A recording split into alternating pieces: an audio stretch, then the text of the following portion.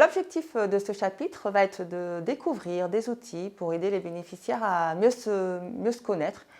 Je dirais que c'est la première des choses à faire quand vous allez engager un accompagnement avec une personne, quel que soit le contrat qu'il va signer avec vous et votre structure.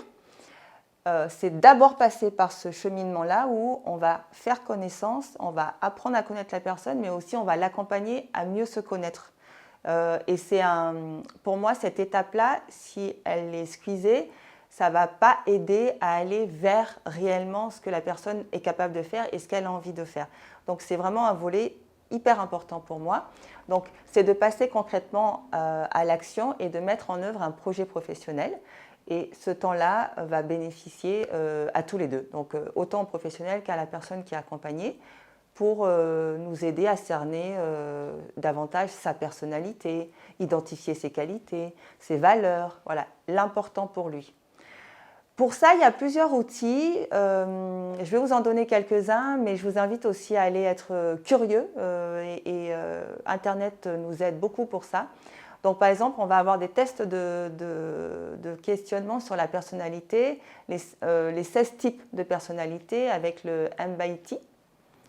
Il y a aussi un questionnaire portant sur la relation au travail, les intérêts professionnels. C'est le test de Hollande, il est sympa aussi. Et il va permettre en fait d'avoir un domaine sur lequel la personne pourra ensuite s'orienter et voir comment lui se positionne aussi dans la vie. Moi, j'utilise aussi d'autres outils comme l'analyse transactionnelle, comme l'énagramme. C'est des outils qui sont, je dirais, puissants aussi. Ça prend du temps, mais si vous avez envie d'aller vous former à côté de votre formation de CIP, c'est aussi intéressant d'aller chercher tous ces outils-là. Par contre, je dirais attention, ce sont des outils, donc ce n'est pas une finalité en soi. Ces outils vont vous permettre en fait de pouvoir aussi faire un feedback avec la personne. Et je vous conseille que quand vous faites ces tests-là avec ces personnes, soyez à côté. Et ensuite, on va lire ensemble les résultats et traduire. Parce qu'un mot ne veut pas dire la même chose pour les uns et les autres.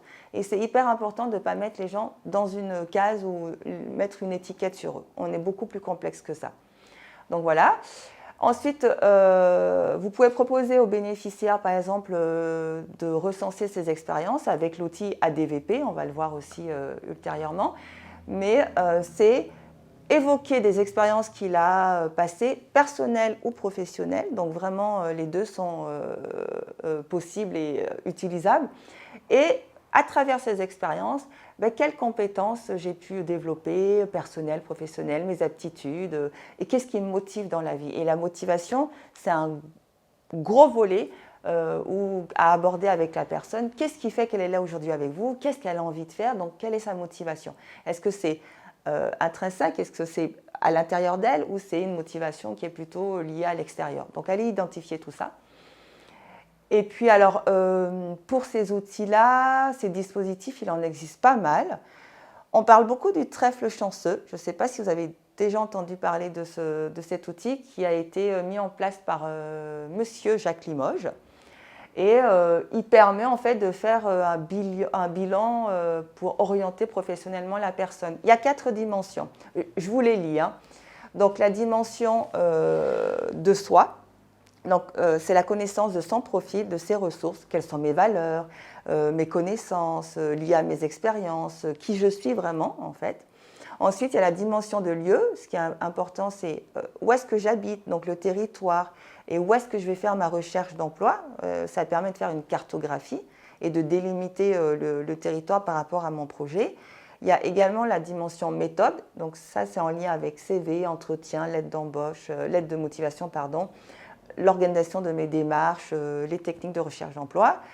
Et quand on fait la combinaison de ces 3 domaines-là, on va avoir en fait le profil de la personne, qui elle est, qu'est-ce qu'elle est capable de faire et sur son territoire, où est-ce qu'elle pourrait aller se renseigner par rapport à ce qu'elle a envie de faire.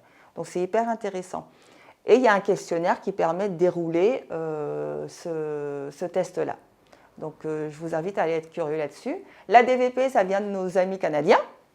C'est un super outil aussi, hyper vaste, qui marche très bien avec les jeunes et qui marche aussi avec les moins jeunes, mais ça permet d'aller, pareil, se renseigner sur ce que j'ai fait et puis tirer des fils pour finalement me rendre compte que j'ai des compétences aussi.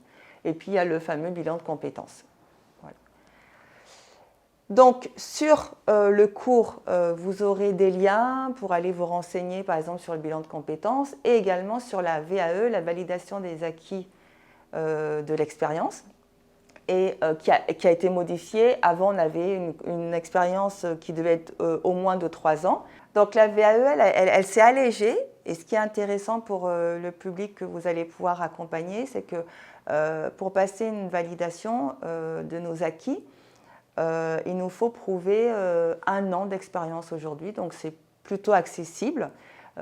Et cette expérience-là, elle peut être aussi bénévole, elle peut être professionnelle, mais on va pouvoir en fait acquérir des titres et des diplômes pour des personnes qui ne sont peut-être pas en capacité de suivre toute une formation longue ou qui n'ont pas le financement. Et c'est aussi des biais qui sont intéressants pour vous.